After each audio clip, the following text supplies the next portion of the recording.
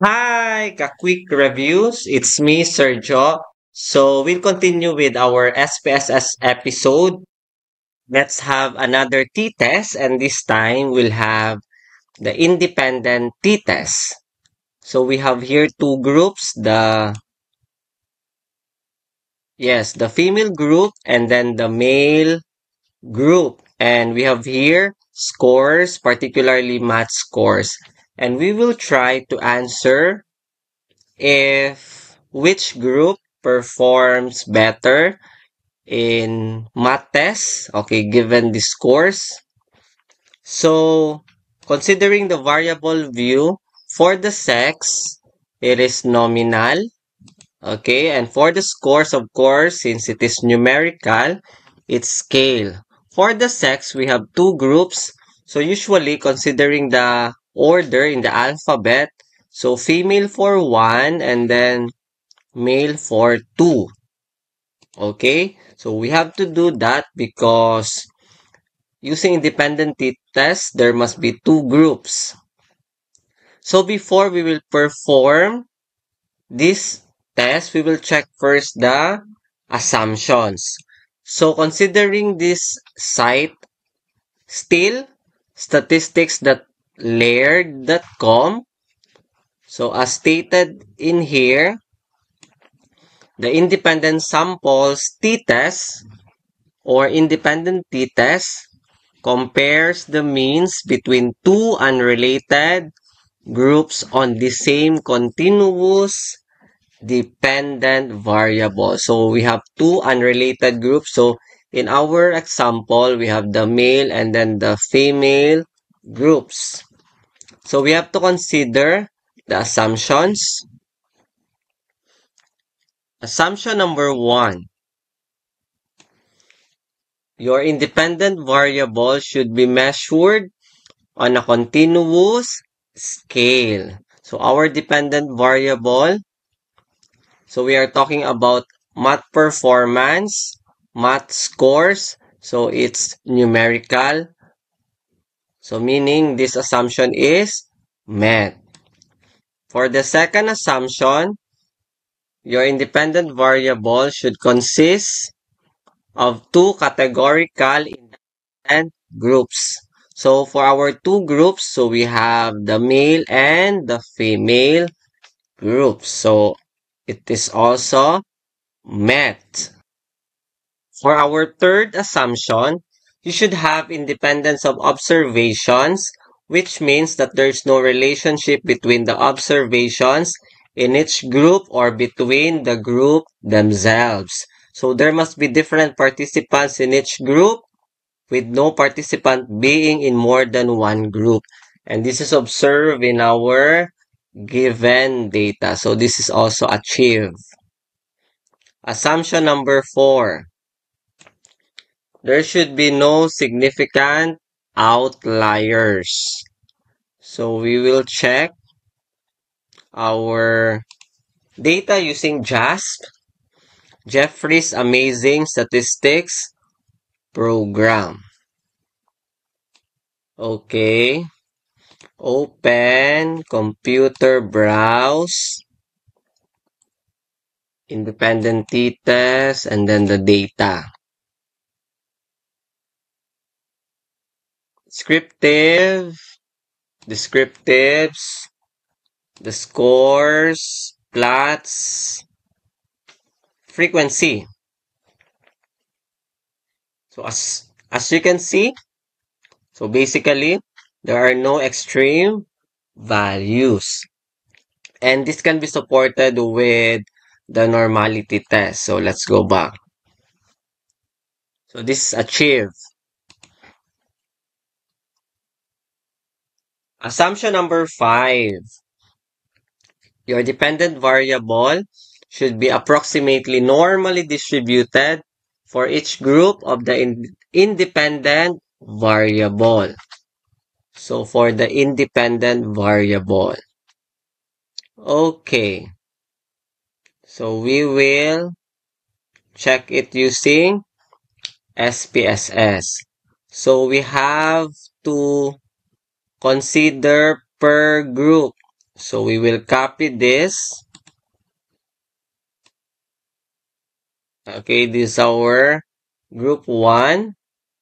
And then this one, we have to make sure that it follows normal distribution.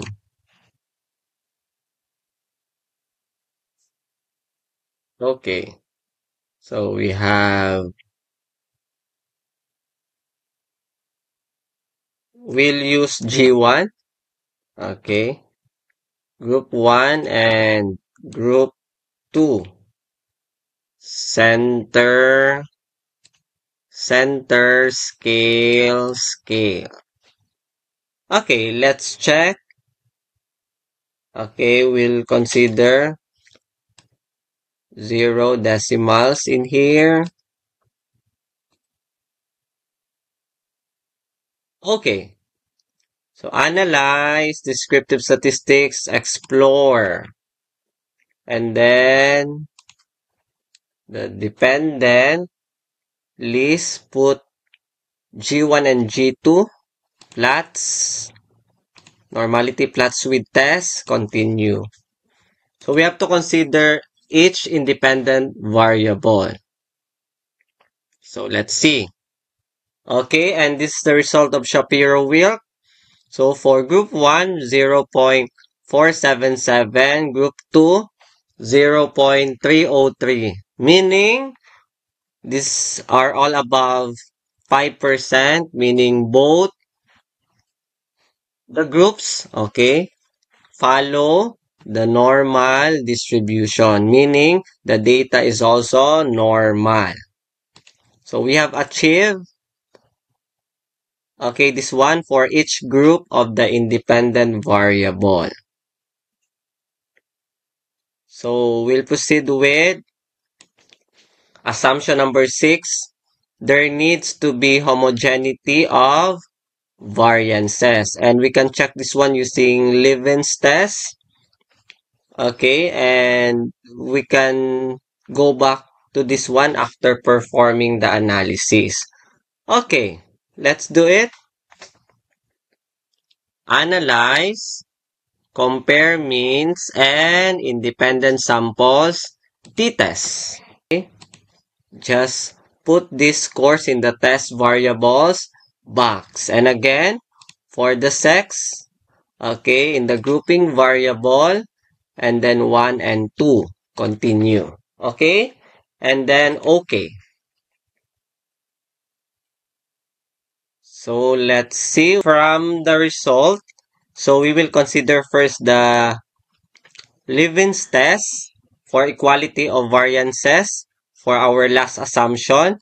So we have to consider the sig or the p-value. It should be above 5% to consider equal variances assume or the two groups are comparable. And we have achieved it. Okay? Meaning all of the assumptions are met. So we will consider the APA style. So starting with the mean 11.00 and 14.42. So 11.00 and 14.42 meaning correct. Mean difference 3.417. Okay. We have mean difference. We have 3.417. Okay. So do not mind with the negative. So it is based on the placement during our analysis.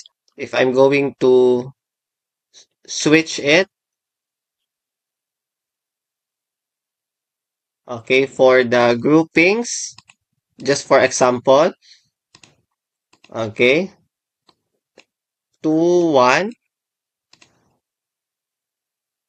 So basically, it will become positive. Okay. So meaning, you should not worry about the sign. So still, the male is 14.42. So going back, male is 14.42. So this is correct. And then the t value, 3.134. So in here, 3.134, same with this. Okay. And then, that's correct. For the p-value 0.005, two-sided. So we will check. Okay, so 0.005. So same with the other one. 0.005. Meaning, okay, the interpretation is significant since the p-value is less than 5%. And since it is significant, meaning we can reject the null hypothesis. Okay? So we can use these values for our discussion. So again, to perform independent t-test, analyze, compare means, and independent samples t-test.